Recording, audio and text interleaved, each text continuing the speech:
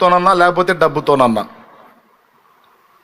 ఆ పై వచనాల్లోనే చెప్పాడు, నీ ధనం ఎక్కడుండును నీ హృదయం అక్కడ ఉండునని. ఏమండి, మొట్టమొదట మనుషుల మీదికి మన హృదయం వెళ్ళిద్ది అని చెప్పా. ఇక్కడ కూర్చున్న వాళ్ళలో ఎవరి హృదయం ఎవరు చుట్టూ తిరుగుతుందో, ఎవరో ఆ పిచ్చిపాట్లు పాడుకుంటున్నారో ఒకసారి ఆలోచించుకొని సరి చూసుకోండి. క్లియర్గా చెప్తున్నా. ఎవరన్నా ఒక అమ్మాయి ఒక అబ్బాయిని లవ్ చేసింది అనుకో, ఈ అమ్మాయి దేవుని మందిరంలో కూర్చున్నా సరే వాడే కనపడుతుంటాడు.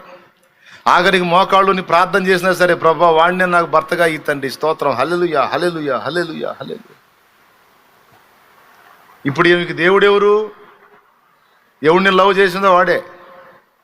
అలాగే ఒకడు ఉంటాడు, ఒక అమ్మాయిని లవ్ చేస్తాడు, వాడు ఎక్కడ కూర్చున్నా సరే అమ్మాయి కావాలా అమ్మాయి కావాలా అమ్మాయి. ఇప్పుడు వీడికి దేవుడు ఎవరు? యేసయ్య కాదు, అమ్మాయి.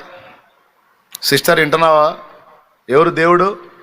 యేసయ్యా అమ్మాయా? వీళ్ళు లవ్ చేసిన అమ్మాయి దేవుడి దగ్గరికి వచ్చి మోకాళ్ళు వేసి కూడా, ప్రభువా అమ్మాయితో నా పెళ్ళి అయ్యేటట్టు చేస్తాడు.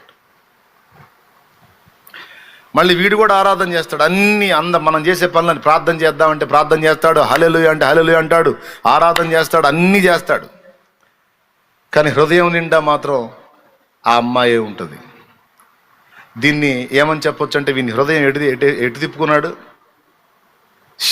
ఒక శరీరి శరీరులను తనకు ఆధారము చేసుకొని నరులను ఆశ్రయించి యెహోవా మీద నుండి తన హృదయమును తొలగించుకొని వాడు శాపగ్రస్తుడు.